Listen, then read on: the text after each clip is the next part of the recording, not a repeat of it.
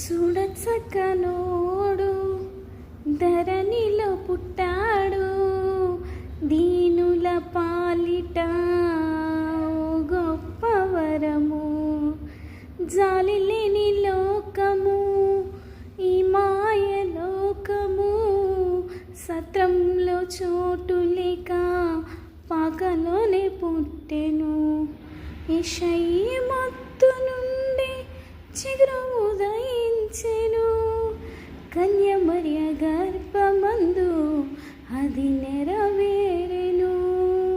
ప్రవచన పురుషుడు పరమును విడిచెను, జనులను రక్షింప తని మార్గమాయెను.